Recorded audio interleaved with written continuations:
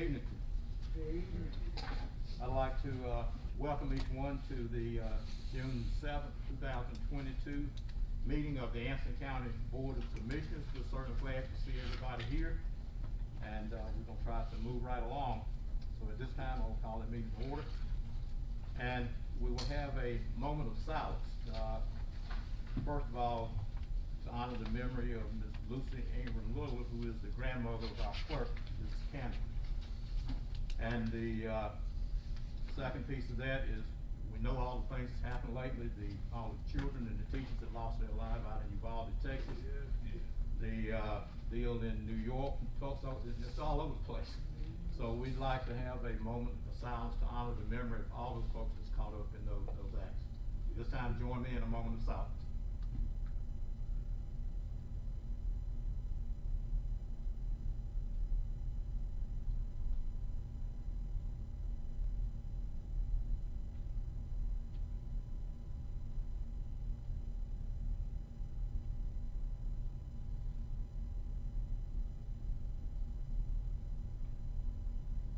Thank you. Okay, the first item is the approval of the agenda. So at this point, there's two things. First of all, I'll get them out of the way. We're adding an item under the consent agenda, the resolution on the sludge removal. That's the resolution of tentative award, and we've actually already approved that in an earlier meeting, but there's not been anything put on paper, and this is what this is. This is a resolution that we'll sign.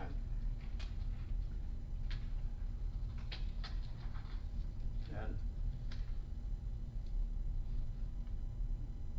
okay, I think that's all. Does anyone have anything else to change or add? Commissioner Gates? Chairman, I have one item, and that is a one-time retention bonus for county staff. That's on commission concerns too? Yes, thank you. I have an item.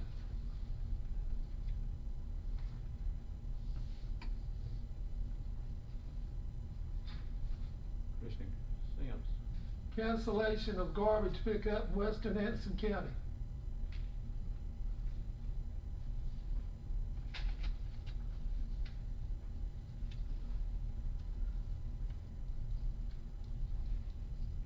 I got one also. Okay, Commissioner Pritchett. I'd like an update on any properties that went through the foreclosure process and wound up becoming Anson County. An update we asked for last time, if you had that.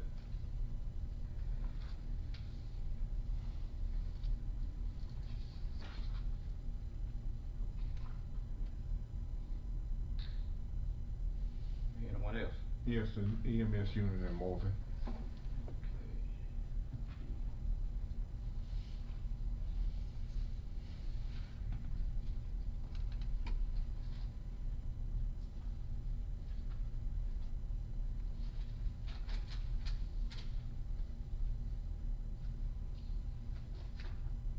Okay, anyone else?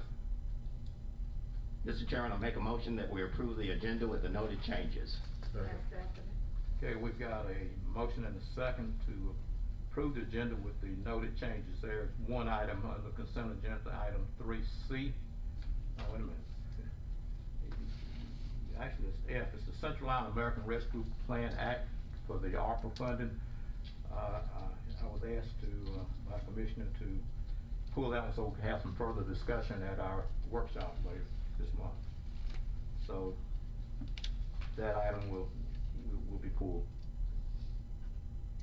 And I don't know if that creates a problem, Mr. Ponder, but I just realized I hadn't mentioned that to you. I think that's the decision of the board. Okay. I think we can discuss it at that time. Okay. All right, we did. Okay, we have the motion by Commissioner Gatewood, and who made the second? Commissioner Mims to approve the agenda with the noted changes. Any further discussion? All in favor, let it be known by saying aye. Aye. Opposed, like sign. Motion carried. It's unanimous. The agenda is approved. So the next item is in accordance with the State Government Ethics Act, General Statute 138A, it is the duty of every board member to avoid both conflicts of interest and appearances of conflict. Does any board member have any known conflict of interest or appearance of conflict with respect to any matter coming before the board? If so, please identify the conflict and refrain from any undue participation in the particular matter involved. Does any commissioner have conflict with anything on the agenda tonight? All right, hearing none, we're good to go. Also, would just like to remind all of us to make sure that we're speaking to a mic, because we have had concerns from people present as well as those that's online not hearing what some of us are saying. So let's keep that in mind as we have our discussion. The next item is the public hearing for the 2022-2023 budget. So we'll need a motion to open the public hearing. So moved. Motion by Commissioner Mims, seconded by Commissioner Sturtevant to open the public hearing for the 2022-2023 budget. Any discussion? All in favor, let me know by saying aye. Aye. Opposed, like sign. Motion carries. It is unanimous. We are now in public session. We have two people signed up. The first is Ms. Michelle Brock.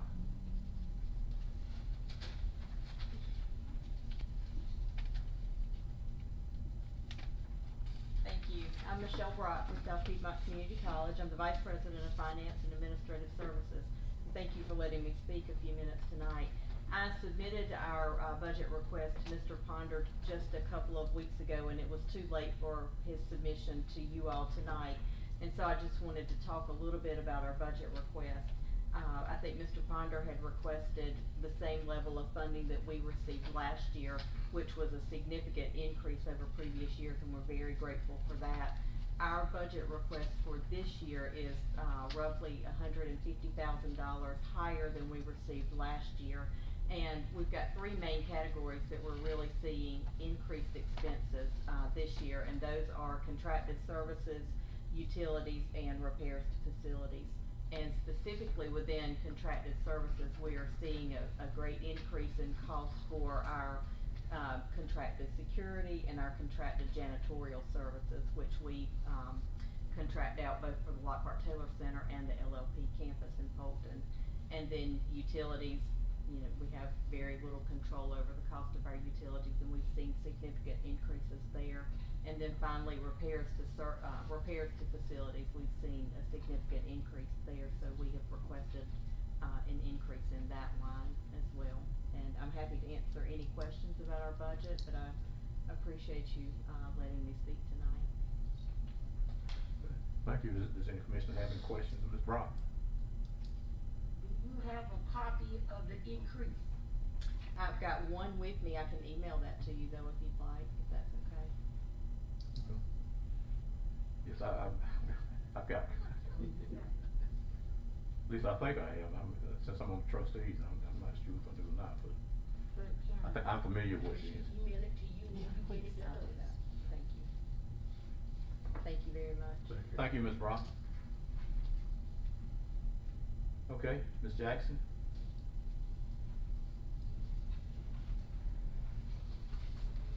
Good evening, Chairman Woodburn, Board of Commissioners. Good evening. Thank you for allowing me an opportunity to comment on the Anson County proposed budget. I have written notes. I'm going to try to stick to the written notes as much as possible because I become passionate about the Anson County Department of Social Services and its staff.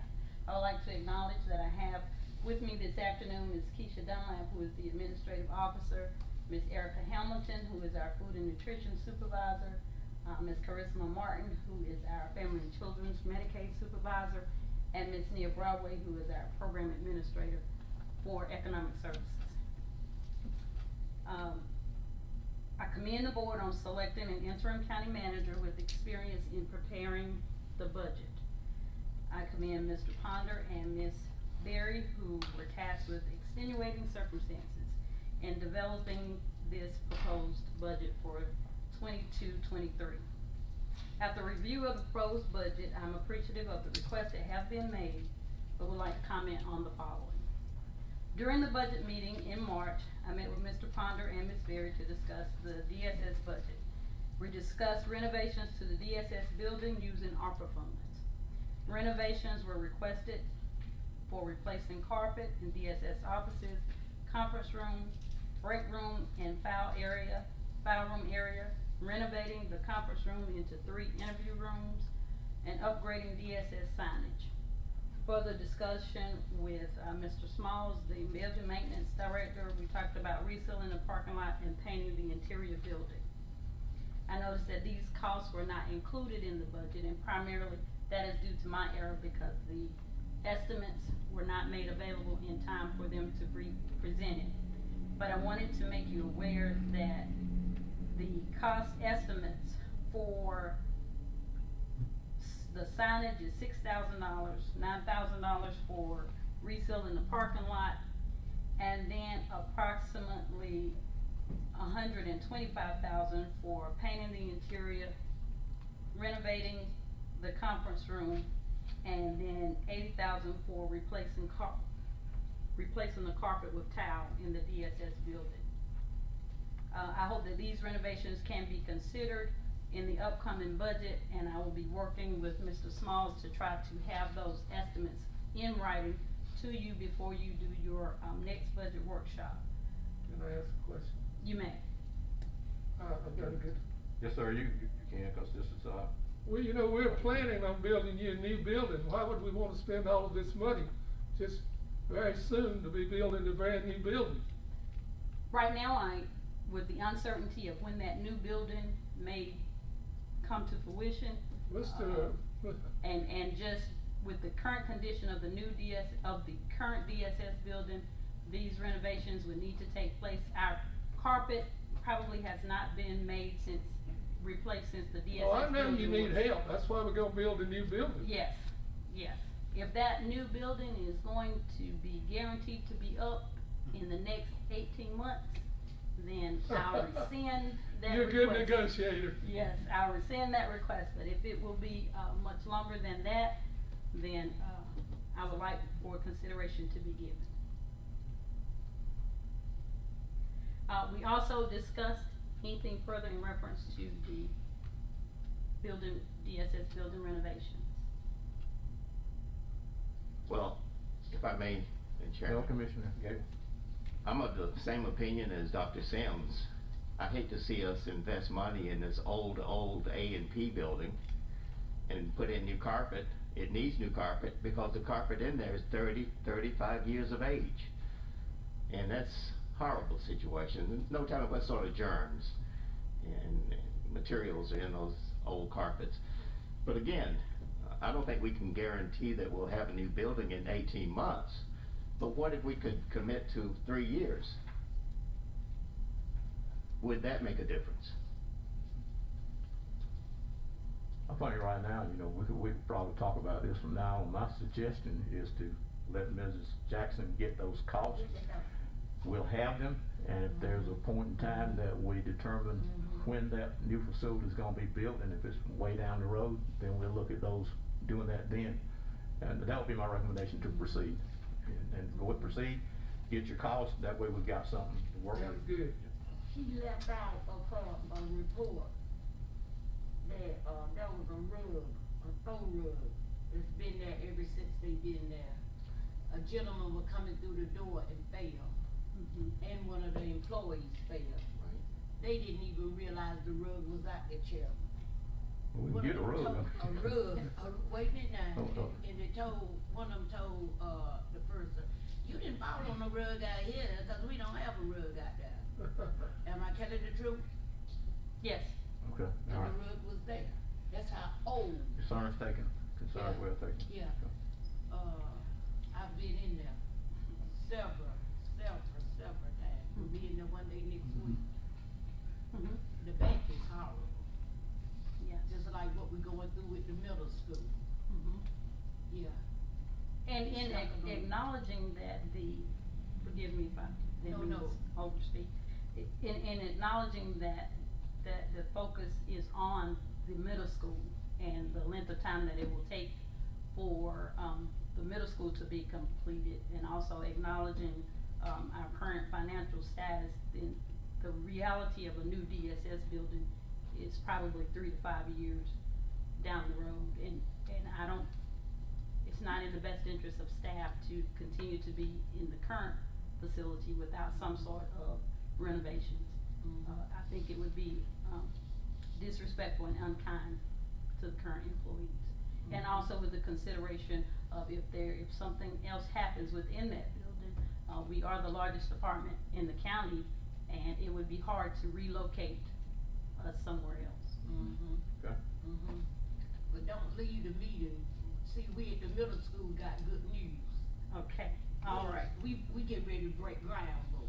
Congratulations.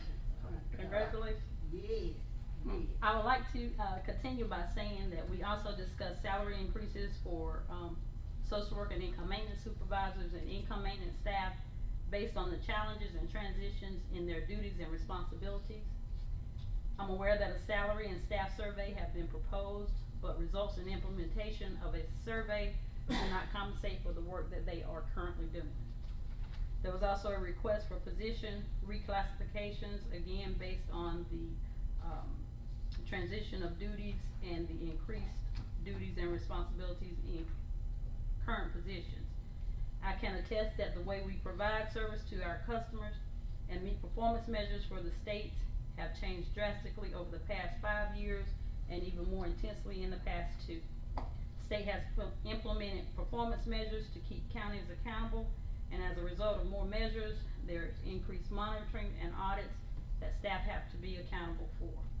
The public health emergency resulted in increased benefits to citizens, which resulted in more programs and applications for staff, that staff had to complete programs that they had to provide assistance for. The DSS doors remained open to the public during the public health emergency. Staff ensured that children, adults, and families were protected, fed, sheltered, and kept warm or cold. We continued home visits and face-to-face contacts with customers. Staff rose to the challenge, have been thanked for their efforts, and should be compensated financially. I don't need a survey to show that DSS is understaffed and undersalaried for their current responsibilities. Also discussed was a bonus supplement for some DSS staff. Other state, county, and local governments provided bonuses and supplements to their employees that worked during the public health emergency. DSS staff were just as committed to their responsibilities as others, and I feel there should be financial compensation to acknowledge their commitment. My ask is that the DSS renovations be included in the 22-23 proposed budget. I will work with Mr. Smalls to have written estimates available by the time you meet again, and recommend that salary increases, bonuses, and reclassifications be considered. If not at the asking rate, at least at a negotiated rate. All DSS positions receive state and or federal reimbursement. None are 100% county funded. Our jobs are changing and challenging. I have a position that has been open in income maintenance, the Medicaid program, for 13 months. And I currently have 4 openings in 1 unit. And I've received 3 resignations in the past 6 weeks. Again, I thank you for the opportunity to comment, and thank you in advance for your consideration. I remain encouraged and hopeful for the future success of Anson County and its employees, as I will not be able to stay and hear the school report because I need to leave to attend the Leadership Anson graduation, where we currently have 2 DSS employees that are graduating from that program on this evening. Are there any further questions? Again, thank you. Thank you, Ms. Jackson. We understand your concerns.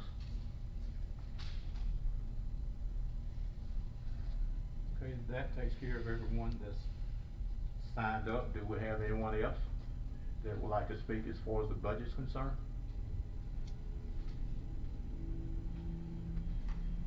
Any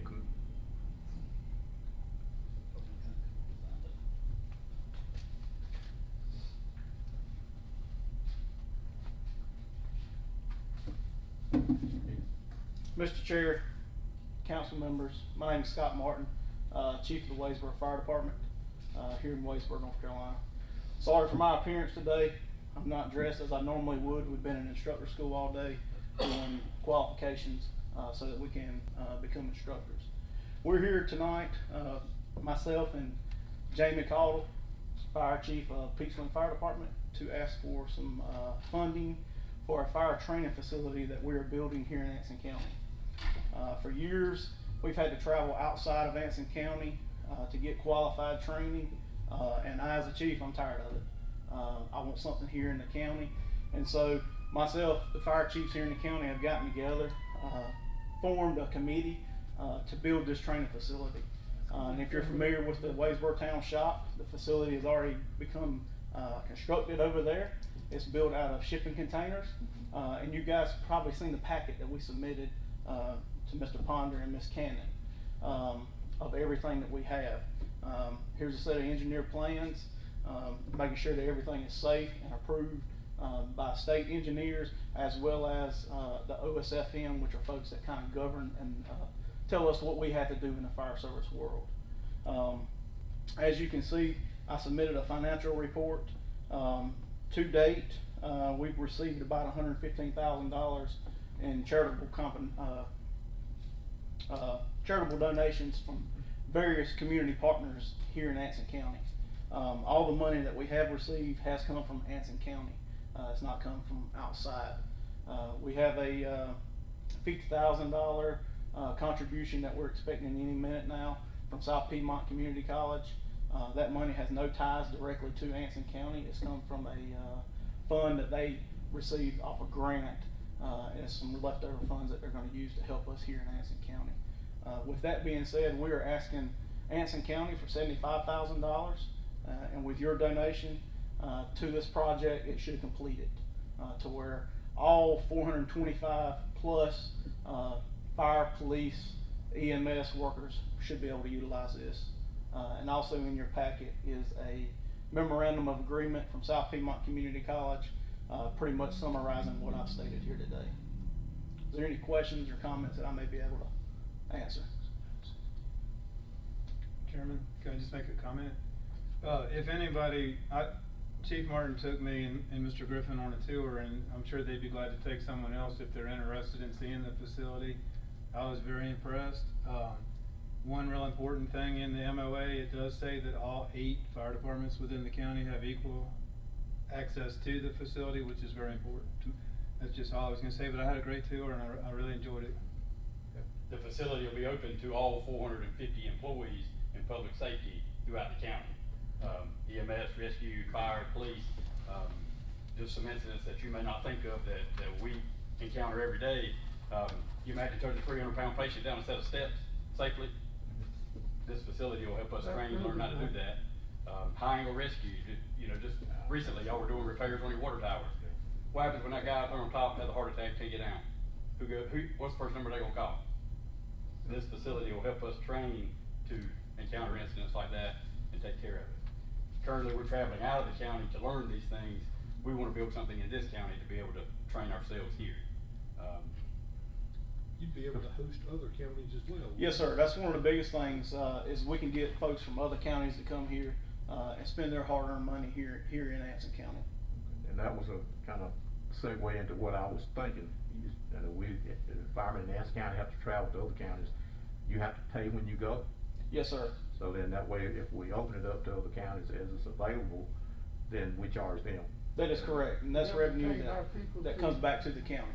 Okay, all right. And Scott, you guys will do the instruction. That's what we are currently working on. Right now in Anson County, for several years, we haven't had any qualified instructors. As of today, we've got 5 qualified firefighting instructors. We've got 4 emergency vehicle driving instructors. We have 1 technical rescue instructor, and we're working on the process of having a couple hazmat instructors. Okay, good. So we're trying to look out for our own here in Anson County. Great. Mr. Sims, Dr. Sims? I'm very much in favor of what you're asking for. But one of the things that I think will help you also, you're having trouble retaining staff. That is correct. You're having more and more young people are not coming out to be firefighters. And not having to go out somewhere and train and pay and all that will help you. That is correct. Okay. Will y'all have a firing range also then? The city is working on a firing range, and I can't really speak a whole lot on it, cause I don't know, but Chief Spencer, is working on something, with the town of Waysburg, but I'm not sure the details on that. Okay, any other commissioners have any questions? Good job. Thank you. Thank you all. Thank you, Mr. Marshall and Martin, I'm sorry. I don't know why I wrote down Marshall. I knew it was Martin, I wrote down something else. Anyone else? Okay, if there's no other comments from the public, and like I said, as far as commissions are concerned, we'll have a workshop later, so we can take care of ours at that time. So at this time, we'll entertain a motion to close the public hearing. So moved. Okay, I had a motion by, I heard Dr. Sims first, second by Commissioner Sturtevant, Commissioner Gatewood to close the public hearing. Smith, I'm sorry. Any further discussion? All in favor, let it be known by saying aye. Aye. Opposed, like sign. Motion carried, it is unanimous. The public hearing is closed. We thank everybody for coming, and we appreciate your input. It will be taken under advisement. Thank you. Okay, item 3 is the consent agenda. And just remember, we pulled out the Central Line American Rescue Plan Act for ARPA, and we added the sludge removal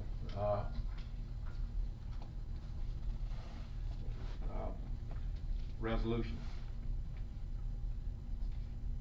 I hope everybody has gone through these amendments and looked at them. Okay, I make a motion, we, approve the consent agenda, taking out, 3C to Central, Carolina. F, I'm sorry, F. Take it out and also add the sludge removal resolution.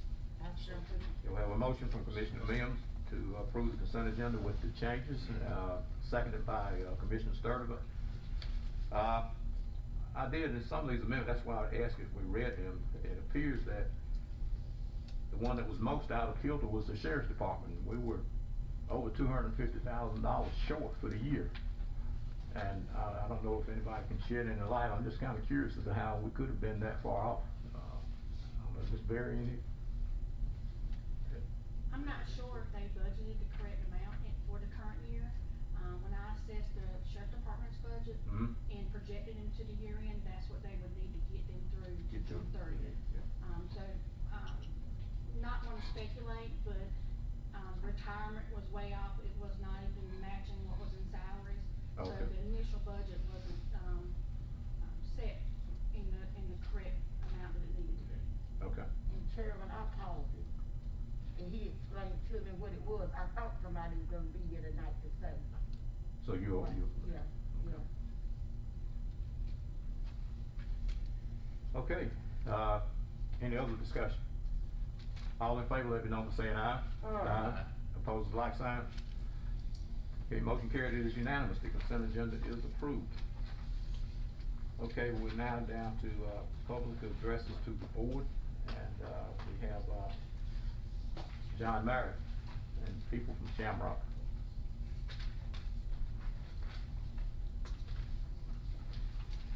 Good evening, Commissioner Woodburn, commissioners, staff.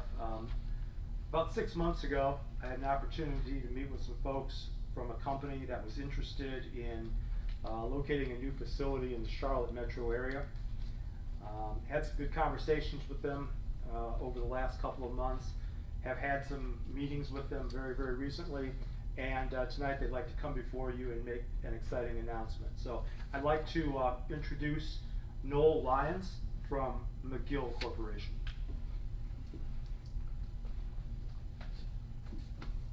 Mr. Chairman, Commissioners, thank you very much for your time. I'd very briefly like to introduce the rest of the 2 members of my team here.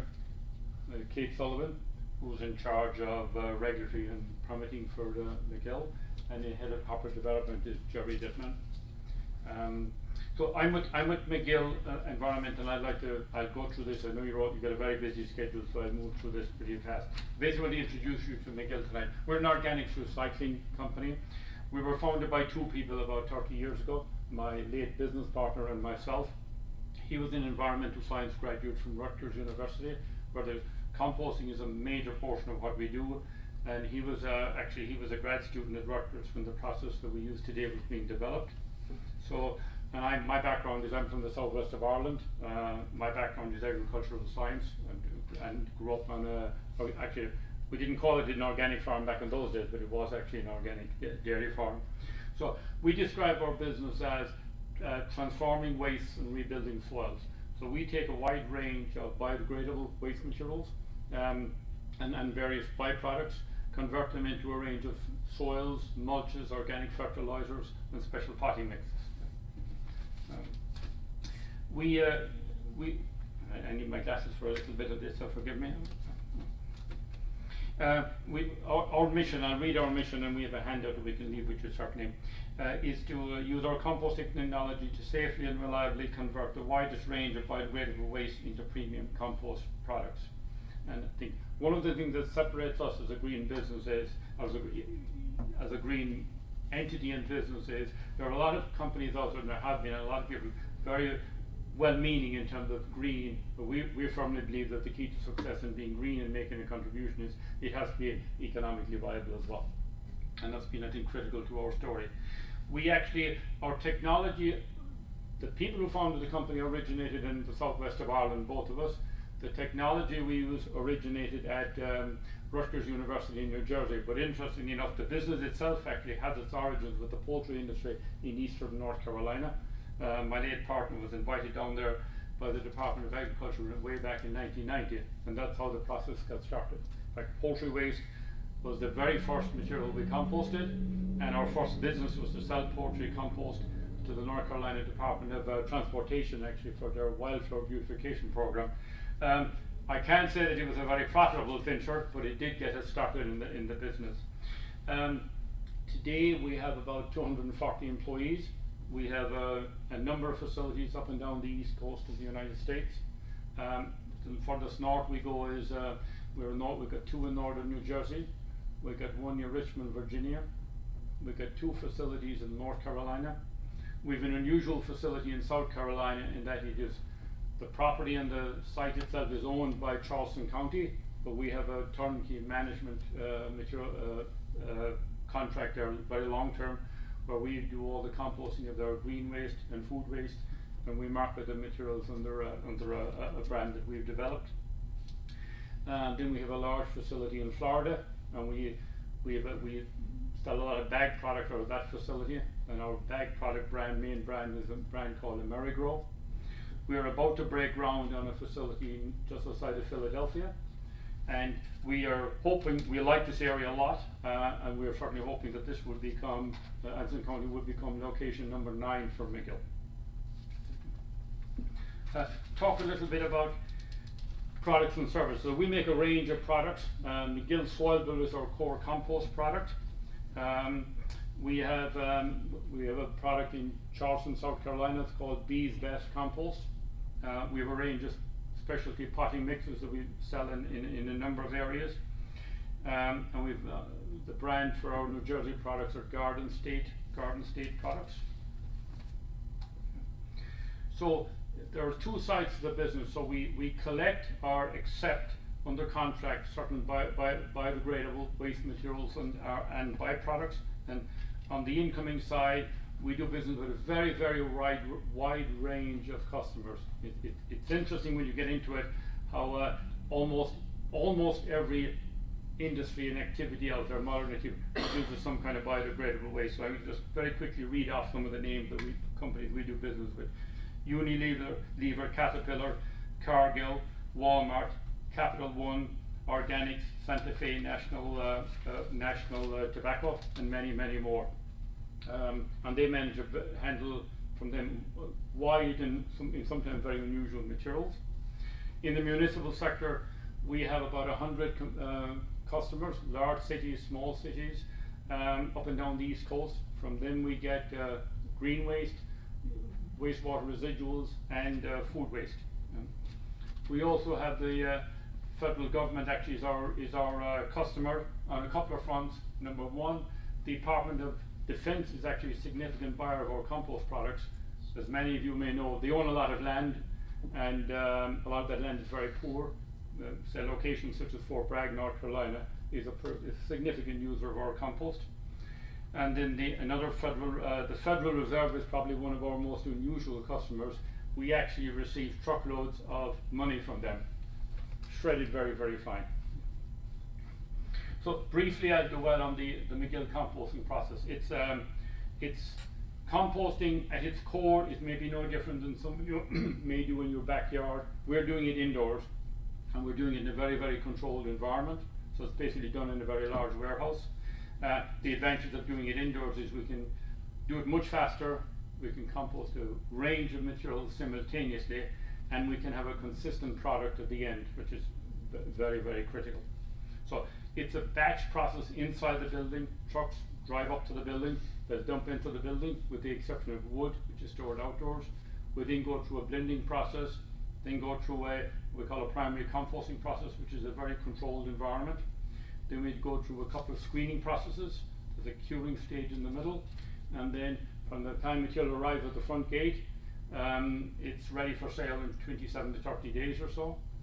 We're a zero waste facility in that everything we accept gets sold as a product or reused in the process.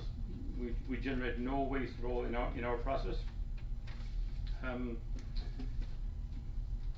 So proposed facility in Anson County would be located just immediately off Highway 74 on Dozer Road, adjacent to the entrance to the landfill. It's a very attractive area for us, and the first thing we look at are truck traffic. We have big truck. We don't do any retail sales from our location, so we've got tractor trailers coming in and coming out.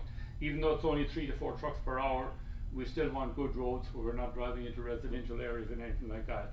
And it's a fabulous area for that.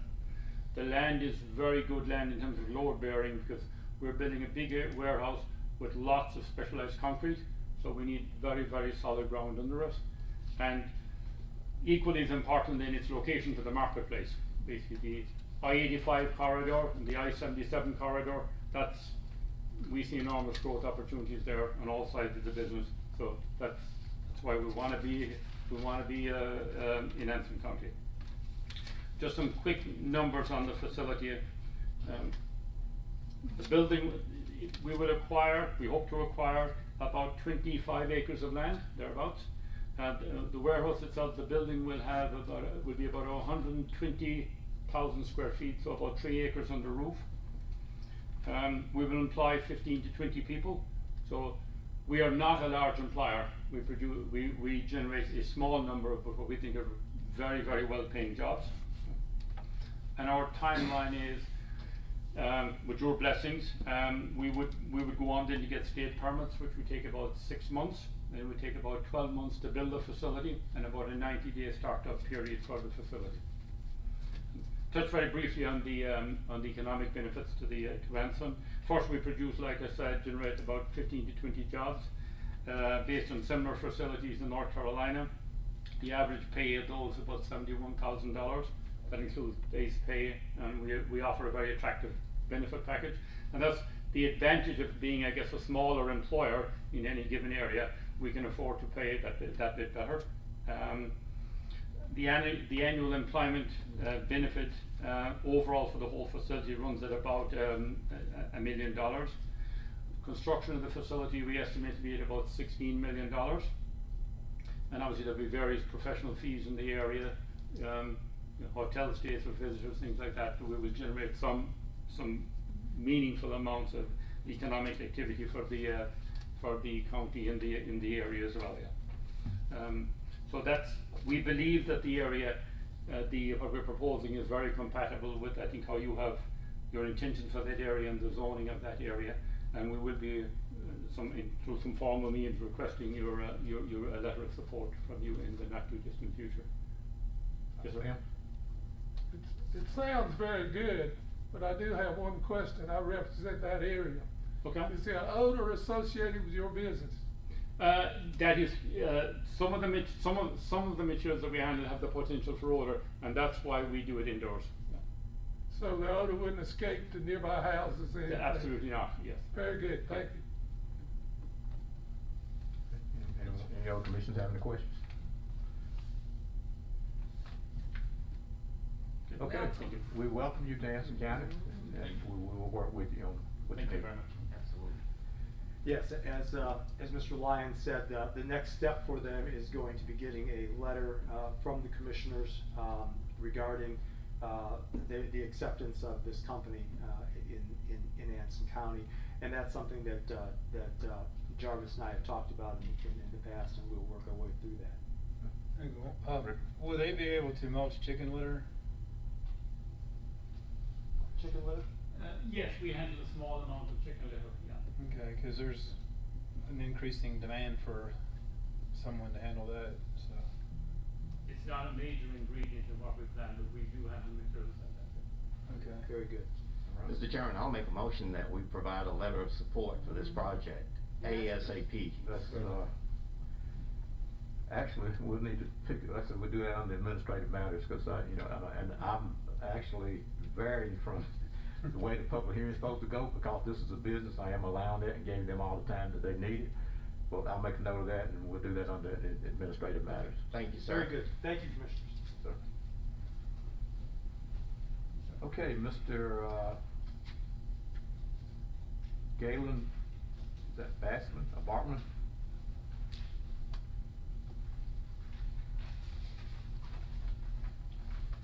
Hi, I'm Galen Barkman. Thank you for letting me be here, Chairman, Board of Commissioners. Talked to the fine young lady here on the phone the other day, and I didn't think it was gonna be all this, but, my request is a little smaller. I'm just got a brief reading here, I'll just tell you who I am. I'm Galen Barkman, I live on, 2023 Sneedsboro Road. We moved here to Anson County, 20 years ago. In August, it will be 20 years. We've enjoyed living here. Anson County's been good to us. It's a great place to live. We wanted to move where we could retire and whatever, and we moved early, and we love it. My request is for the water board, and that's why I say I'm surprised that I'm here, but 2002, there was one residence on that stretch of Sneedsboro Road. I put a request in for county water then, which was granted, and there are now 6 residences, 3 farms, Cobb chicken farms, and the one is just on Diggs Road off that intersection from Sneedsboro Road, and there's one business there benefiting from the county water. There's prospect there for another business and another residence. Cobb Vantress, that's the company we've grown for. I think you're probably all familiar with that. They have 11 farms in Anson County, 23 total at this point in the surrounding counties with these 11. They have 89 team members, and they brought a lot into Anson County. They're looking at putting up 2 more farms in this area. I feel privileged they've asked me to build another farm, which I would like to do off of Nibbins Road. I'm requesting approximately 4,000 feet of water line, which would be from the Gaddy residence on Sneedsboro Road, approximately 2,300 feet till the Nibbins intersection, and then approximately 1,800 feet along Nibbins Road. Cobb does require 2 water sources, so 1 well and county water would satisfy that requirement. I have Gary Bennett, Ryan Morgan, myself. We will be building a house there also, although we just live a mile east of there now. And then the Cobb farm. The completion of the farm and the residence would be within about a year, is when we would need that. What diameter line are you talking about? 4 would be sufficient, 6 would be better. Cause you can get the fire hydrants with 6. That's what I would prefer. Just facts. Any other questions? Okay, Mr. Bartman, thank you for your request. I would instruct the county manager to get with the utilities director and to get back and get with you on this and get the specifics. And I do appreciate that. I did talk to the water department, and they can put in a valve there at the Gaddies, and I can do all my own plumbing from there. It looks kind of big for me, but that's why I came here. He said I can't give you any more than just a valve at that point. okay, okay, thank you, Mr. Thank you for your time. Okay, we're now down to appearances. 5A, Mr. McLean, the Anson County School Superintendent. his information's on page 63.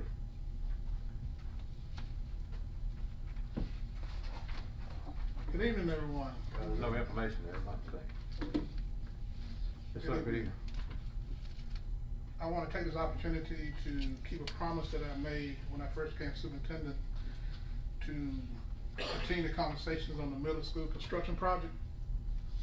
And we started communicating, and we started talking to architecture firm Pinnacle, and the school board decided to go with Pinnacle and go ahead and get this project moving. And a little over a year and a half ago, Pinnacle quoted us a price of $30 million, and they could build us a nice middle school in Anson County. If it was a year and a half ago today, we would have enough funding to build that middle school, but inflation got us. We have raised that up to this point, and let me give you some back history. Back in 2018 and 19, the state allocated us a capital grant of $15 million towards that middle school. And there was a required match of 1 to 3, and the county commissioners did a $5 million match, which put us at $20 million, which is outstanding. We still was short of that $30 million. So last year, no, about a month ago, maybe 2 months now, we did another application to the state. And our chances of getting more money, I was told, was very slim. But with Guardian Angels, we were awarded another $9 million. And I want to take this opportunity to mention that Guardian Angel, Representative Mark Brody. He called me on my cell phone and said, "Mr. McLean, there's some funding coming available, y'all need to apply." And my response was, Representative, we've already given $15 million, the chance of getting more. He said, apply. You never know what may happen. And Lord and behold, we got the $9 million. And that put us at $29 million. And in a couple months, Anson County Schools, we're gonna draw down on some state lottery funds for another $1 million. So we reached our goal of $30 million. Unfortunately, inflation got us on that $30 million. So right now, $30 million will not complete our project. But I went to my school board and asked them to, let's build $30 million worth of a middle school.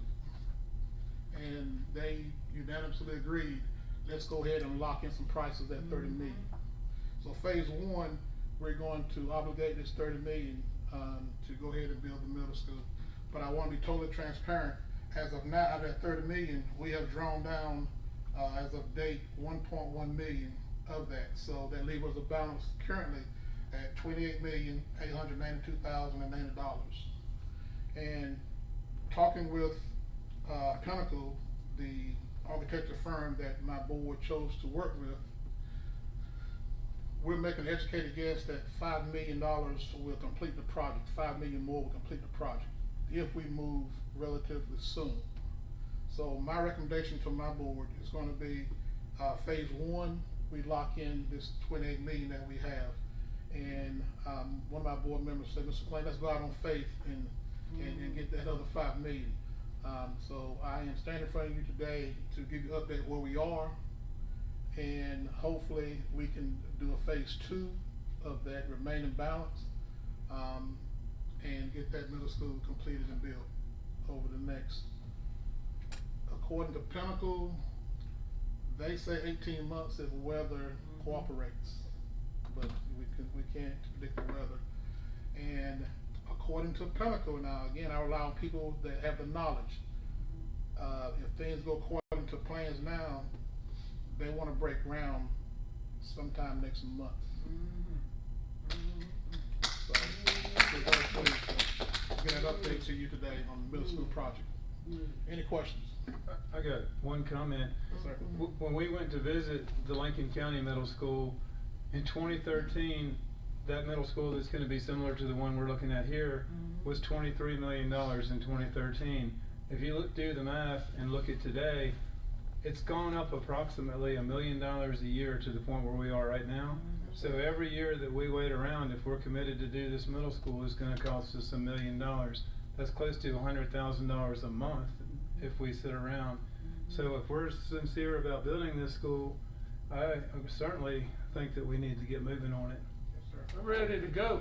Yes, sir. Thank you, Mr. And I thank Representative Brody as the guardian angel, but also I want to thank you guys for your contribution of $9 million, and also the land that you donated to have the project. So Hanson County has several guardian angels that we want to thank and appreciate. And, Mr. McLean, Ma'am. and to Ms. Brock, I know that I speak for everyone up here on this board, our attorney, everybody sitting out here. Our kids, we stand behind them, our students. I know when I say this, and I believe in faith too, we gonna find her money, and we gonna find you some money. Thank you, ma'am. Cause those kids, we got to let them know when they walk in there. Even when you walk in a place, it tells you who you are. Yes, ma'am. And I love your theme out there. Yes, ma'am. And, we gonna find that money. Thank you. And Ms. Brock, we gonna find your money too. I got something for you before you leave though, don't go. Thank you, thank you. Any more Continue- questions? Continue doing what you're doing. Thank you, ma'am. I'm driven for the children. That's my drive, for the children. Thank y'all. Okay, thank you, Mr. McLean. Thank you.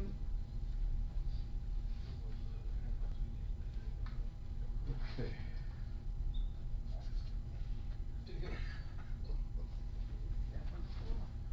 Yeah. Okay, we've heard, Mr. McLean's, Superintendent McLean's presentation. And, as I understand it, is that, you know, we have to be able to break ground in July, is that correct? That's what Penny was telling me, in the quarter plan. We're waiting now on the, help me on this now, topo survey. And once we get that in our hands, they are trying that the bids can get started. Okay, okay, all right, so let's keep this in mind in our workshop. And the other thing I would put out there to the, to Superintendent McLean and the school board, I think we work jointly on trying to find this extra $5 million. You know, we're gonna take it on ourselves to do what we can, but we need all the help we can get, especially looking at our budget, so, okay, thank you. Okay, item 5B, Mr. Michael Sandy and Mr. Jason Mothers, the Ansonville ETJ resolution. On page 64. Thank you, Mr. Chairman, Board of Commissioners and staff. Glad to be here tonight. My name is Michael Sandy. We have Jason Mills, the Town Administrator with Ansonville. We came before you back in April to get your blessings on acquiring ETJ, which is a 1 mile zoning jurisdiction around the town of Ansonville. I did bring a map. If you bring it closer, I can do that. What we're asking for tonight is adoption of resolution so the town board of Ansonville can move forward to adopting the ETJ around the town that control the zoning subdivision regulations. Back in April, let's see, that was April 26th, we had a kind of a drop-in session one afternoon. We had couple of commissioners and staff were there. We had all the citizens, we had 30-35 people show up, ask questions. We didn't have anybody who was adamantly objected to it. They were asking questions. They know the county is looking at doing countywide zoning, and they're okay with Ansonville controlling their zoning right around the town, so with their property. So before you know, you have a copy in your packet for the resolution, and I'll be glad to answer any questions. And Commissioner Hatton. Oh, just to point out that we talked about before, this doesn't cost the county any revenue. Right. Ansonville, ETJ is not gonna cost us. Right. And I think that politics should be as local as possible, which Ansonville gets to control their own destiny. All right, and if I may add, kind of go on your line, Mr. Brickman, is that under 160D -202, the state allows ETJs to be established, but has to be given blessing by the county commissioners. Right. There is no tax revenue for the town. There's no tax reduction for the county. There's no taxation involved at all. But what it is required is that you will be able to appoint representation on the town planning board, the Board of Adjustment, to represent the ETJ and those matters, how that's set up. So the citizens around the town will have a voice on those boards, and that's spelled out in the general statutes. Right, okay. Anyone else have any other commissioners have any questions? Are we in a forum to make a motion tonight? Yes, sir, that's what we have to do, we have to make a motion to approve the Ansonville ETJ, to approve the resolution approving their request for their ETJ. I would make the resolution, I make a motion that we approve the resolution for the ETJ. I second. We got a motion from Commissioner Brickens, seconded by Commissioner Sturtman, Commissioner Gatewood, to approve the Ansonville ETJ resolution. Any further discussion? Okay, Mr. Attorney? Would you qualify if you're going to enact the moratorium? Is that what you're talking about doing, enacting the moratorium on the ETJ? I just wanna make sure it's the number 2 on the now therefore be resolved. Are you talking about adopting the resolution as is presented in here? As is presented. Okay, that's, I just wanna make sure, okay. Okay, thank you. Thank you. Okay, and anything else we need to be aware of? So, Mr. Ford, so as this resolution stands, we're okay to adopt the resolution per se, is that correct? You are okay to adopt it as it stands. It is, if you'll read, it is asking you to consider another step after that, number 2. It's not saying that you're going to do it, it's asking that you consider imposing the moratorium. I think that would take a separate action. Okay, now is that for us, or would that be for the town of Ansonville, the moratorium?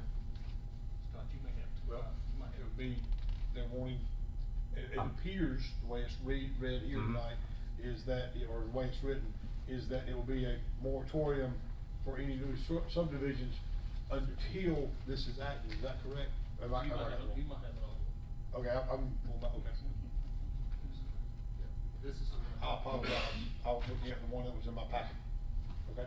Let me read this one. Same here. I didn't know they didn't change, I'm sorry. Okay, so we're good Yes, sir. as what we're looking Yes, sir. at right now, Yes, and sir. Ansonville's request if we approve it. That's my question. Okay, anything else, any other discussion? We approving the one that we got from Mr. Sandy, correct? Not the one that's in our packet. Yes, if you want me to read it, I will.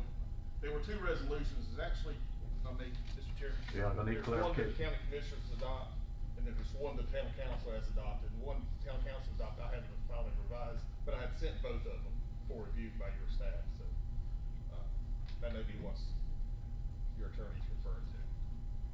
Yes, sir, and I'm completely screwed up. Okay, with the clarification, we are approving not the one that's in our packet, but the updated version, is that correct? That we have not read. Right, yeah. Yeah, you're right, we ain't seen. Should we But we'll take, we're going on, I'm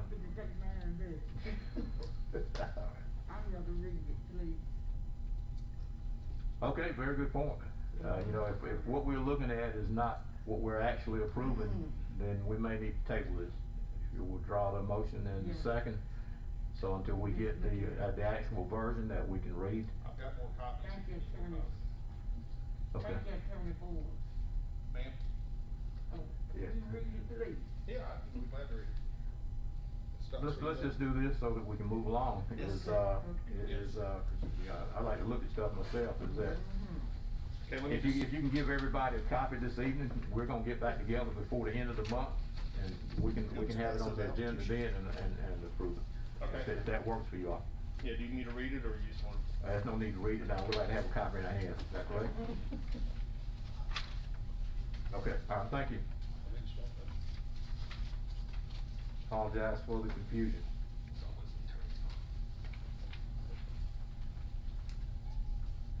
Okay, we'll move on to, well, wait a minute, did we get the motion and the seconds withdrawn? Okay, all right, good. Okay, I added item 5C for the Shamrock business that was presented to us earlier.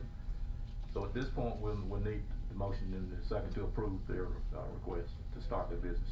I make a motion that we, start them, approve it to start their business. Second. Okay, we have a motion from Commissioner Sturtevant, seconded by Commissioner Mims, I believe. Yes. To approve Shamrock's request to start their business here in Anson County. Any further discussion? All in favor, let it be known by saying aye. Aye.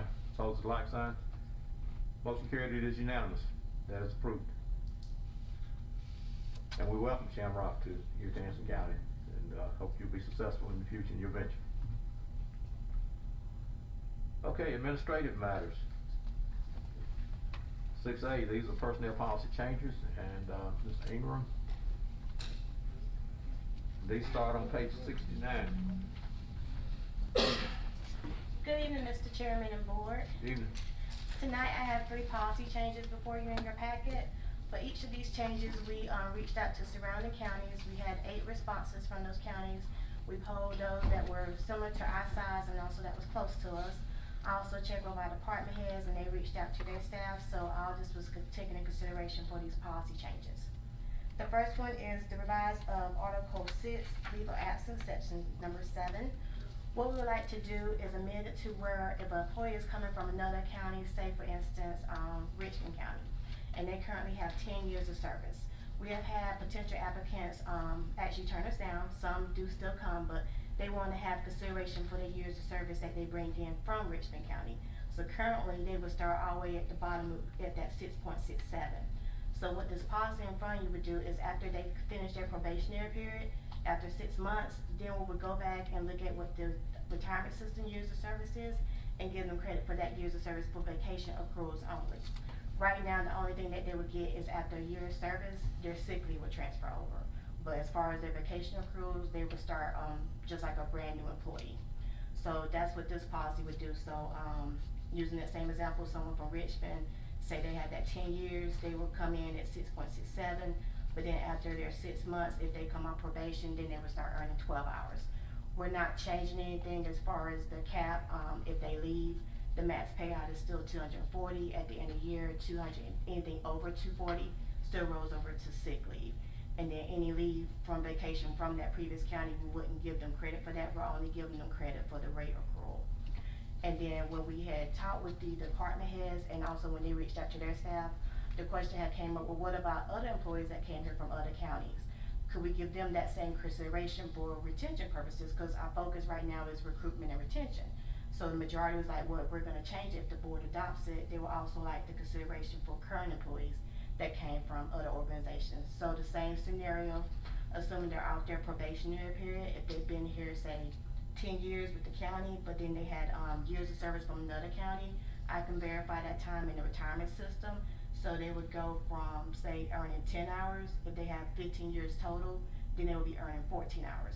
We're not gonna go back retroactive and give them vacation time earned. We're just gonna be changing their rate going forward. So when they earn their time in July 1, then they'll have a higher accrual rate for their vacation if this change is adopted tonight.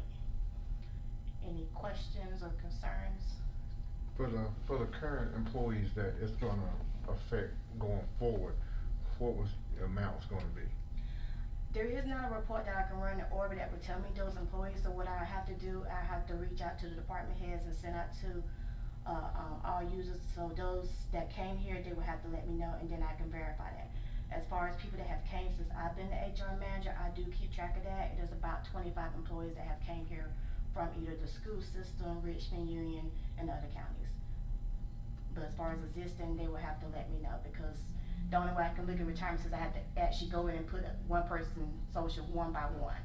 So if they tell me that they're eligible, then I can go back and verify. But as far as in the retirement system, when I run a report, it only shows me those that are currently active when I try to do like a large report. But they did say that I can still, do it one by one. So that's how I would make sure I'm not missing anybody. On those 25 employees, have you got an amount about how much that's gonna cost us? No, sir, I do not. This is my question really, and I believe in that, them retaining their sick leave. But my question with that about the vacation. Yes, ma'am. Is, you sort of said it.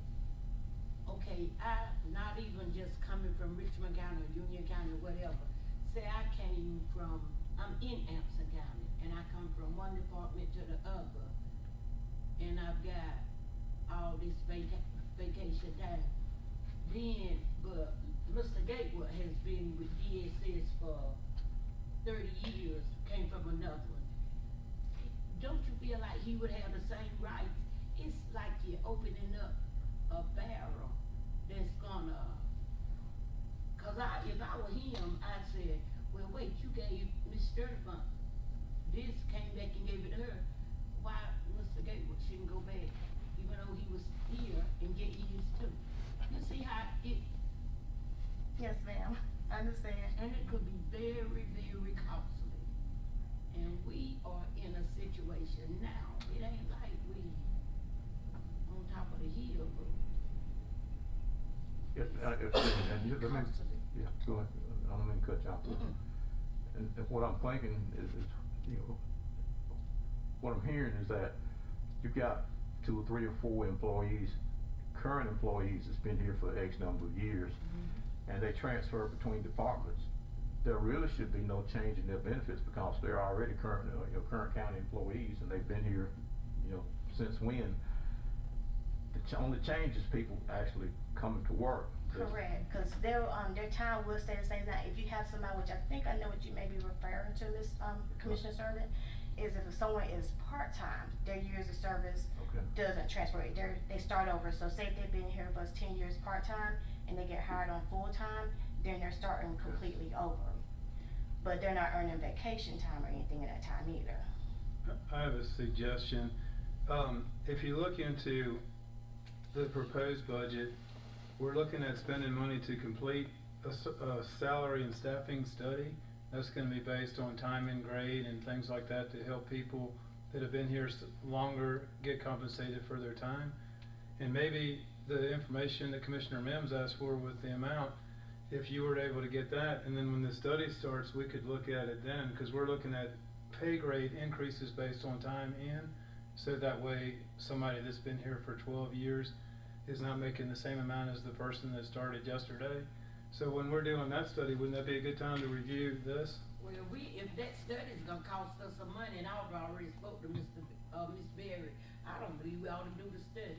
I get that money to the schools too, in South Peabody. I ain't studying about doing no study.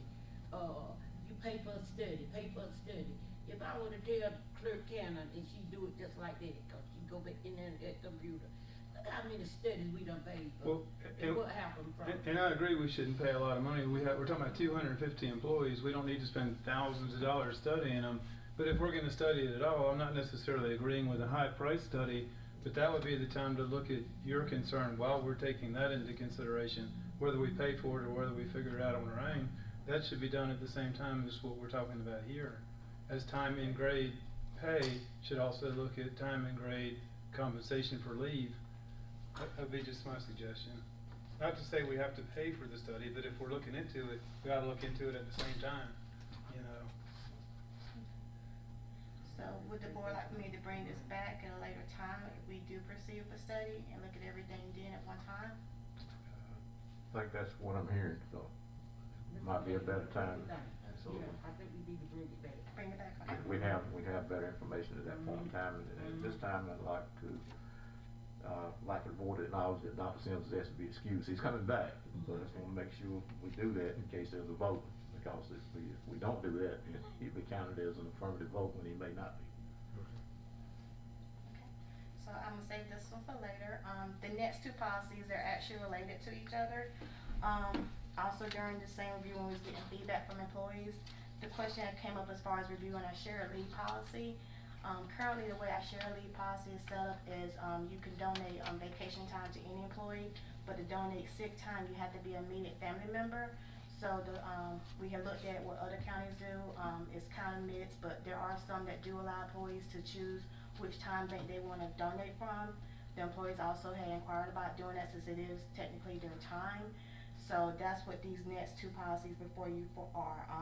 Section 30 is from the leave of absence section, and it's just opening that up to where you can choose which bank that you want to donate from, but you still have to meet the same criteria. We don't have too many shared leave requests that go out there, but when they do, now employees will have the option to choose which time bank that they want to donate from.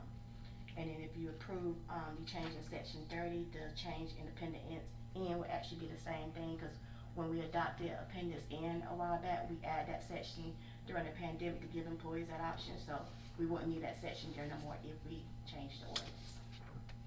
Any questions or concerns as far as share leave? Okay, share leave is that, I was thinking I read somewhere where some of it has to be a family member. Yes, sir, so what we're doing, we're taking that requirement out. Taking that out, okay, good, Yes, sir. good, good. Okay. I agree with that. I make a motion for that. I second it, yeah. Okay, we have a motion from, Commissioner, Mims, seconded by Commissioner Brick and Commissioner Sturtevant to approve the request, to change the shared leave, personnel policy. Any further discussion? All in favor, let it be known by saying aye. Aye. All opposed, like sign. Hearing none, it is approved. The, change to the, shared leave, personnel policy has been, approved unanimously. And just for the record, that doesn't cost any more money. That leave had already been earned, so it already belongs to the employee. Yeah, absolutely. Thank you for your time. One question for you, Ms. Ingram, before you leave, Mr. Chairman, if I may. Yes, sir. And that is, several months ago, this board approved prorating longevity pay. Has the personnel ordinance been changed to reflect that? No, sir, that change hasn't been made. The reason why is because we was looking at, again, that retention and recruitment, and because the responses were, they were definitely mixed, and then also when I reached out to other counties, the majority of the counties that I did speak with that do have longevity, they do it currently the same way that we do, that they have that cut off.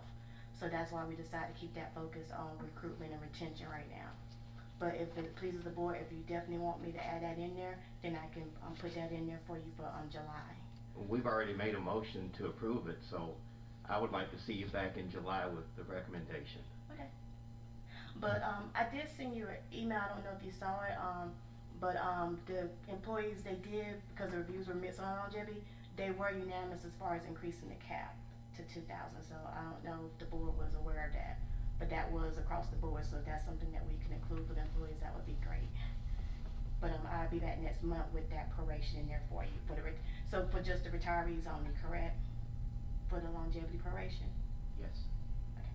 So I'll be back next month for that part. Okay. Thank you. All right, thank you. Okay, we're now at, item 7, appointments, and, the Board of Health is requesting the reappointment of Ms. Carolyn James for, another 3-year term. So moved. Second. Okay, we have a motion by Ms. Gibson and Commissioner Smith. Okay. Seconded by Commissioner Gatewood. What is the motion? To reappoint Ms. Carolyn James, to reappoint Ms. Carolyn James to the Board of Health for another 3-year term. Okay, all in favor, let me know, saying aye. Aye. Opposed, like sign. It is unanimous. Ms. Carolyn James is reappointed to the Board of Health. Thank you. Okay, Mr. Pond, the manager's report, that starts on page 85. Yes, sir. Thank you, Mr. Chairman. First thing I have is a request from the Uptown Waitsboro Incorporated for permission to pursue Summer Jam 2022. I've never been to Summer Jam, but it sounds exciting. Fireworks, vendors, entertainment. That event is scheduled for July 2nd between 5 and 10 p.m. with a rain date of Saturday, July 9th. And I'm requesting a motion from the board to give them permission to conduct that event. I make a motion. A second. Motion by Commissioner Sturtevant, seconded by Commissioner Gatewood to approve the request from Uptown Waitsboro for fireworks, vendors, and entertainment in Waitsboro on July 2nd. Any further discussion? All in favor, let it be known by saying aye. Aye. Aye. Opposed, like sign. The motion carried, it is unanimous, it has been approved.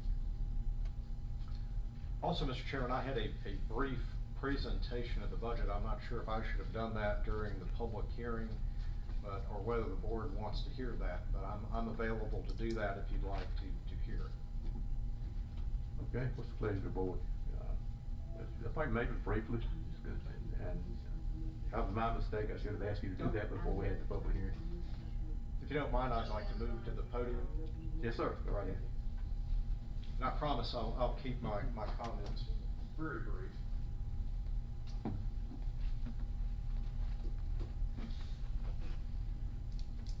I want to thank the board for giving me the opportunity to recommend this year's budget.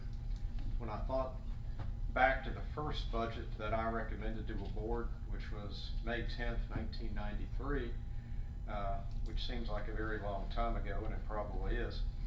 I was fortunate to work for a mayor at that time who was a tough, no-nonsense World War II veteran named Charlie Black. Learned a lot from him, and he indicated that when I asked him what should be included, what he wanted to hear in a budget recommendation, he was pretty specific and pretty blunt. He said, give me the big picture, tell me what's important, and don't take it personally, because once you present your recommended budget, that budget then becomes the board's, and at that point you're in a listening position. And I always appreciated that advice from him, and unfortunately I wasn't mature enough to appreciate his last point for a few years, but I assure you that I am now. That said, I have a brief presentation. It's literally five pages long, over a couple numbers. It should take me a couple of minutes. There we go.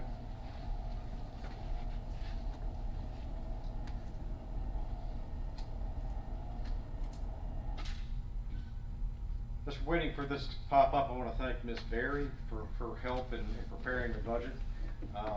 What you're going to see pop up here in a minute is a picture of a pencil on a piece of paper. I don't think she's used to working with an old manager that's used to doing things on a legal pad, but that's basically how I was able to go about a lot of it. But I do appreciate all the hard work that she's put in, as I've indicated before. It's the only process I've been through when we're working on 3 budgets at the same time, so trying to coordinate all that's been very difficult, and certainly appreciative of her effort. The first page you're going to look at is general fund expenditures.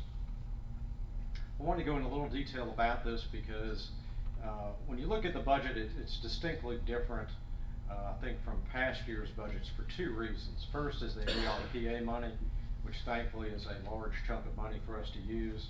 And the other is the pass-through of the middle school money, which is roughly $4.7 million. So when you look at the recommended budget in the general fund, which is a little over $40 million, that seems very high, and it is. But the big chunk of that money is the 4.7 pass-through dollars for the middle school. That's money you're basically appropriating into the budget and then moving into a capital reserve fund for the middle school. That money was actually approved in 2018. Not sure why it wasn't reserved at that time, but that's what we're doing that now. In addition to that, the other large expense that you see in this year's budget is a recurring expense associated with salary and benefit increases for employees. That's roughly $1.5 million. Those 2 items alone represent a little over $6.2 million. So when you see that large increase, most of it's tied there. The balance of the fund balance that you're using, which is $2.3 million, is still a very high number, and I think the board should be concerned about that. As you all are well aware, we had to submit this budget to the Local Government Commission probably about 3 weeks ago in a draft form. They came back with, let's just say, an extended number of questions. Most of those questions hovered around fund balance usage. I hope that I've explained that to their satisfaction, but I think that's a question that's going to keep coming up from the Local Government Commission as your budgets move forward. The next slide is utility expenditures. Again, I think this is another distortion somewhat because of the ARPA money. The expenditure budgets I'm recommending are actually going down, but part of that is I'm recommending that you move approximately $1.8 million of capital improvements into the use by the ARPA money. As we'll see later on when we get into the revenue side of the equation, the utility systems are not in particularly good shape financially. You have a declining wastewater revenue. You're about to lose a large water customer. You really have to continue maintaining that system, so I'm recommending that you use about $1.8 million of the ARPA money to basically make the improvements that you need without diluting the fund balance in your utility system. And without increasing water rates, is that correct? That's correct, sir. All right. I'm not recommending any tax increase or utility rate increases at this time.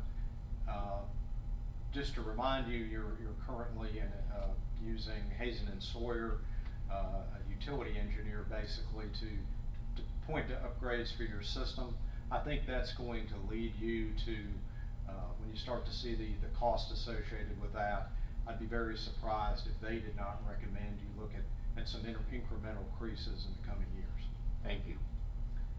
Third page is education, and I think you've heard from Mr. McLean and Ms. Brock from the school district and community college respectively. The school system itself did not request any type of increase. The community college requested less capital, a little more operating. Their net increase request is $150,000. Capital projects, ARPA funding, as I indicated, it certainly is a blessing to have this money coming in from the federal government. I view it as one-time money, and being an old school budget person, I always try to attach one-time expenditures to one-time money. What you see as you go down through here, the highlighted monies are money that I'm recommending that the board spend to basically lighten the load on both your general fund and water and sewer fund balances. The ones that aren't highlighted are projects the board has already specified be funded with ARPA funding. The board projects are a matching money for the new ACTS facility, a match for the GREAT grant, demolish 2 sites of county-owned property within the city limits, and the Highway 74 sewer extension. That's roughly $1.5 million. The projects I'm recommending are about 2.5, and that is approximately $280,000 to replace old computer systems within the county. Currently have a lot of 10, 12-year-old computers. They're not only a security concern, they're also an operational concern. This would be the one-time use of money to basically get all of your computer systems down to within 5 years of age, and hopefully at that point you'll be able to get on a schedule to replace about 15 to 20% of your computers every year. I'm also recommending about $260,000 kind of countywide projects, replacing chillers, just routine maintenance type of things. Again, moving it out of using fund balance for those one-time projects and using this one-time money instead. $70,000 for a salary and staffing study, $70,000 for the Register of Deeds to finish digitizing his old records, approximately $80,000 for here to contract fire hydrant replacement. That's also hydrant replacement, expansion. I think it's been indicated we've had some issues in that area. It's been hard with finding the staffing levels to do some of those projects. So that would be money to contract to have those urgent repairs done. Then the large number, $1,824,000, is basically the shifting of water and sewer project into this pot of money to lighten the load on their fund balances that are decreasing in your utility systems. The last page that I have to go over, now again I'll go over this very quickly, it's just a general review of your revenue streams, your major revenue streams. The first is ad valorem property tax.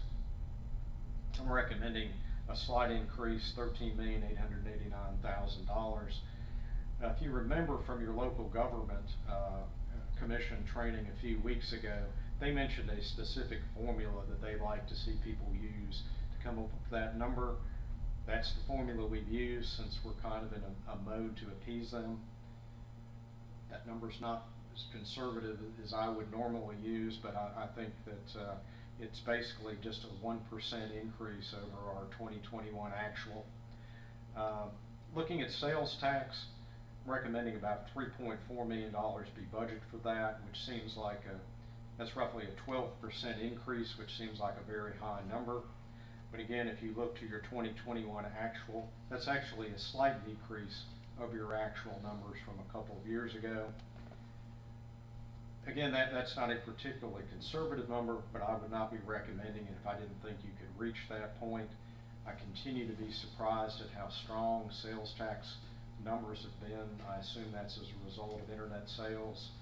I've called around and talked with people that I know in the business, and they're seeing the same trend there. As you look at these numbers, however, the actual increase that I'm recommending over your actuals for 2021 is only about $51,000. So I would describe your revenue streams in both ad valorem sales tax combined to be fairly flat.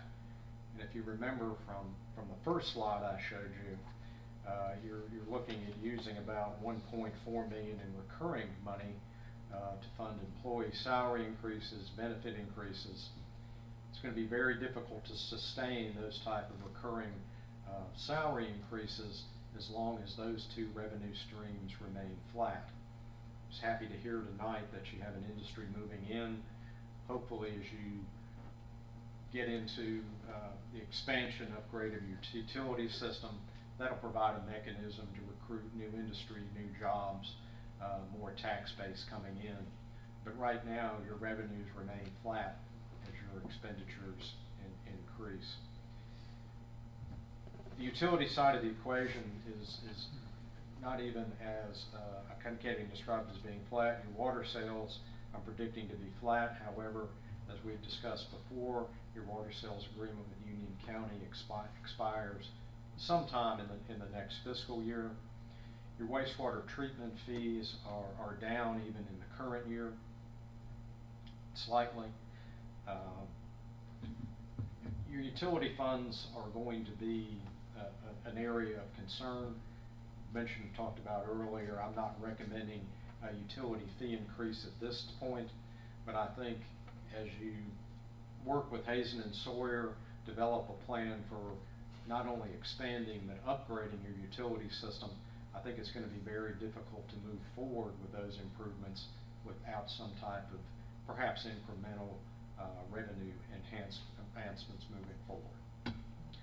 That's all I have. I realize we're going to have a work session in the future. I don't know that we want to get into a lot of detail tonight, but I did want to give the board and the public an overview of kind of the big picture things that I see in the upcoming year, in addition to what I think you're going to see in the future years.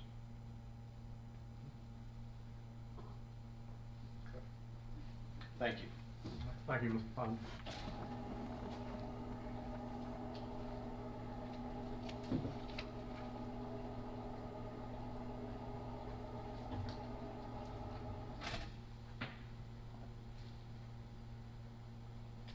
Okay, as he pointed out, we have got the work session coming up, so just review budget notes really close. Everything he's got here is in there. We can talk about this in more detail at that time. Okay, as far as the chairman's report, got 2 or 3 things. Everybody should have a copy of the Central Iowa Workforce Development, the realignment resolution, and what's being asked. The governor and the North Carolina Department of Commerce have put together a project where they would like to do some type of a statewide realignment of the workforce development boards. According to the state, they would like for it to be more efficient, but I'm Anson County's representative to Central Iowa. And we feel like, David Hollis is the executive director, that what we have as far as the current Workforce Development Board and the regions that Central Iowa serve is working. There's really no need to change anything, and I can speak. I think we all know what's happening as far as workforce development in Central Iowa here in Anson County. We've got NC Works to make sure they're staffed. David Hollis spends time here. The NC Works work with business and industry for training and actually employee recruitment. So basically, to make a long story short, this resolution is requesting that this realignment not be done from the standpoint of Anson County. And what David is concerned is that if they do this realignment, that we could get put into a group with larger counties and may not get the attention that we're currently getting. So I'm asking for the board's approval that I sign off on this resolution, stating that Anson County would like to remain in the current arrangement with Central Iowa. Mr. Chairman, I'll make a motion that we sign off and give you the authority to proceed. We have a motion from Commissioner Gatewood, seconded by Commissioner Sturman, Commissioner Sims, to authorize myself to sign on behalf of the Anson County Board of Commissioners on the statewide workforce board realignment that we would like to stay as is. Any further discussion? All in favor, let it be known by saying aye. Aye. Opposed, like sign. Motion carried. It is unanimous that Anson County will request that the realignment remain as is, or the alignment remain as is. Okay, as you all know, well, I don't know, you may not, the North Carolina Association of County Commissioners Annual Conference is coming up in August. It's August the 11th through the 13th. It will be held at the Concord Convention Center. So give it some thought, and if you decide that you would like to go, let Ms. Cannon know no later than when we come back for our work session, because she has to make arrangements for hotel rooms and that kind of thing. And just wanted to, I think of the people from the school system, I just want to recognize and make everybody aware of what's happening. One of the things that's happening out of the high school and the caliber of students that we have out there. I attended the CTE meeting this morning, and we were informed that the robotics team from Anson High School, and you know, the amazing thing about it, they only had 3 students. 2 were actually they were seniors this year, and they had been in the program, but there was a young man that this was his first year, and he was a freshman. But these 3 students went to the statewide competition and won. And as I understand it, they have won 4 championships, and they have won the last 3 consecutively. So these kids, and you know, they actually build this robot. It's got to work. They control it, and they have steps that they have to go through at this competition in order to win. So you know, these kids were really great, and I think that's probably some things that's unknown here in Anson County as far as our school systems is concerned. That was one of the recommendations that was made at the meeting this morning, is that the school make things like this available to the public so that they're aware of what's happening in our schools. Okay, all right. That's all I have. And now we're down to Commissioner concerns, petitions, announcement, and comments. Item 10A is the retention bonus, Commissioner Gatewood. Thank you, Mr. Chairman.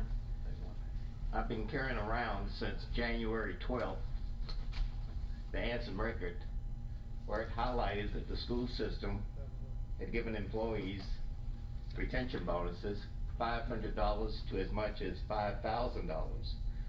And I'd like very much for this board for us to consider a retention bonus for our staff.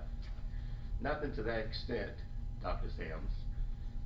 Really very conservatively, given our budget situation, I'd like to recommend $1,000 for each full-time staffer. We have 240, and that would be $240,000, and $500 for each part-time staffer. That would be $40,000 based on 80 part-time employees. So in total, $280,000, and I think it would go a long way in improving staff morale. Mr. Gatewood. Yes, sir. Where did the school board get the funds for this particular endeavor? I'm not sure, Dr. Sims. They got it from the state, it's one thing. If it's county money, it's another. I think it's from COVID money, Oh, the okay. American Rescue Act funds. That's my, I think you're right. Yes. I know that for a fact. Could we include this in the budget discussion? yes, we can do that. So long as we don't forget it. Right. Mr. Manager, you make a note of that? Yes, sir. Thank you. Okay, garbage pickup in the western part of Anson County, discontinued, so Dr. Sims. All right, you see the little short blunt note we got from Waste Connections. And I want you to know that the western part of the county, we're the ones that are involved in the odor. We're the ones that's involved in the heavy traffic of the big trucks. We're involved in the trash that's spilled from time to time. Some people don't have pickup trucks. It's not like everybody's got a pickup, and putting garbage in your truck and carrying it to the landfill's pretty tough. And the main thing above and beyond everything else is I've been here 24 years. This is my 24th year as commissioner. And I was here when they promised that they would pick up the trash for Anson County residents. Now this probably refers to eastern part of Union County also, but I'm speaking for Anson County. And for Anson County, I would like for the board to ask Waste Connections to make an adjustment and pick up the trash for people in Anson County as promised. That's my concern. Thank you, Dr. Sims. I think Mr. Ponder, there's some discussion that you should have Mr. Fitzgerald and make him aware of the board's request. And we need to make it official by making it a motion. We can do that. Basically, get with him. In fact, as it says, it's being done by Monroe Holland, and I know that Waste Connections have their own trucks too. So I would also say that what Mr. Woodman was referring to, Waste Connection has lots of trucks and lots of drivers. This is a huge company all up the eastern seaboard. There'd be no problem getting a truck and a driver. my recommendation, Mr. Ponder, is that you get in touch with Mr. Fitzgerald and find out what's going on and what it would take for him to reestablish this service. The second sentence tell you what's going on with that. Yeah, I know that, but I mean, I think there's probably more to it than what they got in here though. Yes, Mr. Chair, I'll speak with him, and if the board needs to take action, I'll bring that back to you. Sir, and you'll find out what from him, what it would take to restore the service. We don't know what's, that's the bottom line. Thank you very much. Okay, next item is, update on foreclosed property. That was discussed by Mr. Griffin. In the last meeting, when we were talking about, some of the houses or some of the properties that Anson County got through foreclosure, if the foreclosure process didn't bring a high enough bid, then those properties as they were foreclosed would be turned over to the county. So we know we're aware of 2 of those properties now. The question I asked in the last meeting is how many properties does Anson County own that at one time were in the foreclosure process, failed to reach the minimum bid and wound up becoming Anson County properties? So what we need to know is how many of those there are, and then secondly, we know of the 2, and just my statement rather than a motion or anything is that I wouldn't want to pay 1 dime to upgrade those properties when we can turn around and auction them off and let the owner take care of their own property, get them back on the tax rolls, and then the county will start receiving money. I talked to the attorney's office in Asheville that handles our foreclosures, and they said as an economically depressed county, we do not have to, we're not required to get the back taxes in the foreclosure process. We're only required in the foreclosure process to pay them the attorney fee to foreclose those properties for us. And so we've been setting the bill, we've been setting the low bid higher than we've needed to, and that's how we get stuck with these properties. And they certainly are a liability, and they're not producing any revenue for the county. So my recommendation would be, we know of the 2 properties, let's immediately post them to be auctioned off. I don't care if we get 50 cents for them. That'll save us $100 and some thousand of tearing them down. And then find out how many more of these properties we own and hurry up and get rid of them. Get them back out in the tax roll. That's just my comment. One gentleman reached out to me and Commissioner Mills and said that he would, the old, I think The funeral home. that he would be responsible for tearing it down and everything. And he wants to park his trucks there, and it'd be great for his business, it'll help the county. Yeah. And I don't see why we wanna keep these old dilapidated buildings and. Instead of paying that money. I agree. Just. Asbestos or whatever we supposed to be doing, we could just go on and sell it to them. And I don't care, excuse me, I don't care if we start the minimum bid at 5 cents. You know, I mean, cause that's the problem, is we've had higher minimum bids than people are willing to pay. That property over there, Dora Street and 74. That's a prime lot right on 74 with a house with the roof caved in, and we're just sitting there making nobody's making any money on it. And it's a liability. You've got homeless people in wintertime that are cold. What happens if one of them goes in that house? We need to get rid of that house and get back in the tax rolls, get somebody to buy it. Okay, As we sell though, remember the value of the land. But we're losing money every day that we're not putting them back on the tax roll. that's correct. I guess the whole thing is, we'll say, Yes, Chairman, is it any way possible that we can just go ahead and put those properties out for bid and just let people bid on them, and if they take them, long as they know the back, that they're gonna have to tear them down? I mean, we at least try to go and get rid of some of them. I would have to refer to the attorney for that. What I was gonna say is that, as far as put them out for bids, now that, we can do that in statute, so we can't just offer to somebody. Right. Yeah, we have to, Correct. it has to be public. I'm sorry. It has to be a public bid process.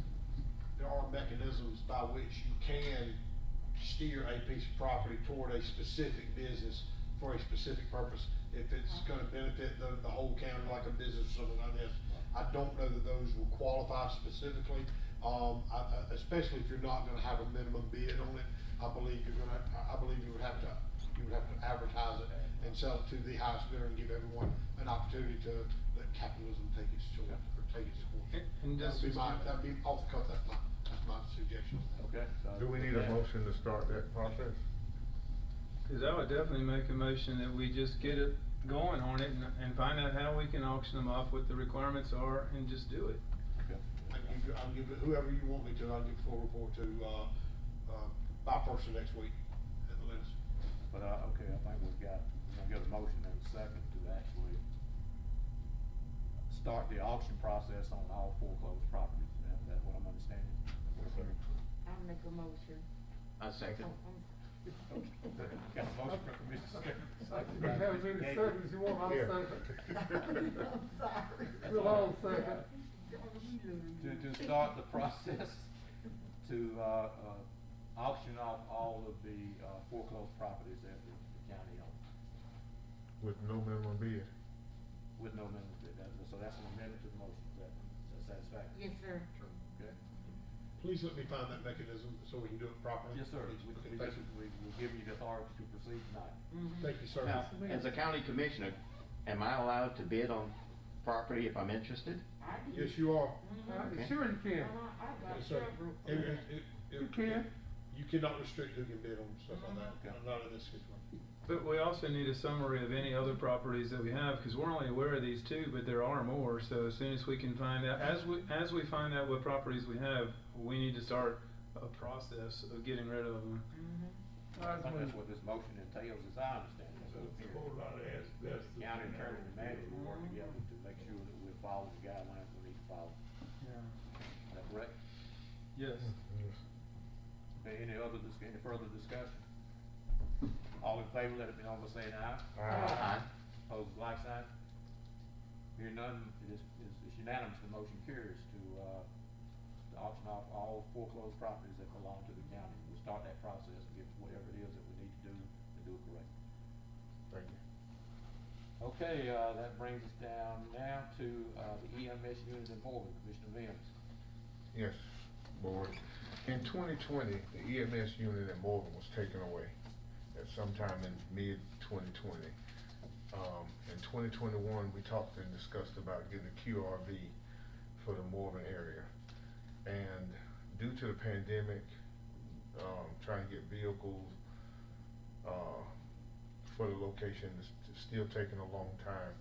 So at this point, as far as being 15-20 minutes response time to get to emergency in Morgan, I would like to make a motion to put the EMS unit back in Morgan for the primary time. I think it was 12 hours they had. There might have been 11-11 or 10-10 until we can get a resolution on when the QRV is going to come in to get the staff hired and put them in a location in Morgan. And hopefully I would like this to happen within 2 weeks. I I make a motion. I think Mr. Mills made the motion. Oh, he done made the motion, oh, I second. Okay, we got a motion by Commissioner Mills, seconded by Commissioner Sturtevant to put the QRV No, back. the EMS unit. The I'm sorry, the EMS unit back in Morgan within the next 2 weeks. That's correct. And while they're working on, and I know the order, the new one's been ordered. Yes, sir. And we got, I understand the staff's got to be put in place. So it's just temporary. That's correct. It's temporary. Okay. Temporary for how long? Until he gets a new unit or whatever he gets. Are we talking months? A year and a half, or? It's just till whenever they get the unit in. They don't know when the unit's gonna come in. They said, This is what happened, I'm sorry. I'm sorry. I think it was supposed to be coming in maybe May, then it switched to June. Each month it's getting pushed out. September, August or September. when it's gonna come, and we still having emergencies there that the response time is getting longer to be responding to the emergency. So my motion is to go back to where it used to be before they pull the EMS unit out, to leave it down there for the prime time. And whenever Wadesboro get a call the same way they do now, it moves up to the bus garage, they can move to Jones Fish Camp for another emergency if it needs to go to Wadesboro or come back. They're still shorting the response time. Thank you, Mr. Mims. We know that we lost, a dear friend the other week, Mr. Nelson Bennett, Miss Winnie Bennett's husband. It took them 15 minutes to get over that point. 15 minutes. I do my research before I say something at the board meeting. That's a lot of time when you're talking about that. Oh, Lord, 15 minutes. Okay. Yeah, and Diggs, his report was like was stated, you know, he's really having a hard time to get that new unit. Every time we give him a date, he goes back to check on it, they moved it out. Mr. Potter. Yes, sir. Mr. Chairman, if I could clarify, I know we're waiting on the unit itself, the physical unit, but the personnel needed to staff that unit are in the budget for next year. Oh, So not only does the unit come in, we're gonna have to hire people. If the board's committed to those 3 people, we can start the hiring, the recruitment process for that, because finding people is difficult. Now, in the meantime, as I understand it, we wanna move the unit back to Morven. Where is it at now? They moved it on the Country Club Road in the main EMS building. And so we wanna move the unit from Country Club back into Morven until we get the QRV staffed and in place. That's correct. For the prime time. Okay. Thank you. And you say the personnel is in the next year's budget? It's in the recommended budget, yes. Okay. But we can start the recruitment process now if the board is committed to that, because it'll take some time to recruit them. It's been very difficult to get EMS personnel. Well, it's probably not a bad idea, but we can get started doing the recruitment system. Can we make that part of the motion? I amend that towards the motion, also the equipment for the QRV that Mr. Diggs is gonna need to operate. Okay, the motion has been amended to that effect. Does the second still stand? Second. Okay, all right, good deal. Good to go. Okay, I think that takes care. Mr. Chairman, do we need to vote on that motion? Yes, sir. Okay. Sorry. Yes, All sir. in favor? Not having to have a whole lot of. Yeah, I vote aye as well. Opposed, like sign? It is unanimous, motion carries. Can I ask one thing, if we could go into just a real brief closed session to discuss the resumes that we received? Yeah, it's on here. Oh, I'm sorry. Dag on. We need to look at our agendas when we get them, they're in the packet. Most of the time, it's a closed session on here, we're gonna do it. And, you know, the only time that we know for a fact that we are gonna do one, it's not on here, so it's on the agenda. And, with that, we have finished all of the regular business, and at this point, we thank everybody for coming out. We're getting ready to go into closed session, and we will let you know when we're through. And, if anybody's still here, you're welcome to come back in. Thank you, guys. I can say what the closed session is about. Well, we I just make a go motion, we go into to closed the, session. I make a motion, we go into closed session. Got a motion from Commissioner Mills.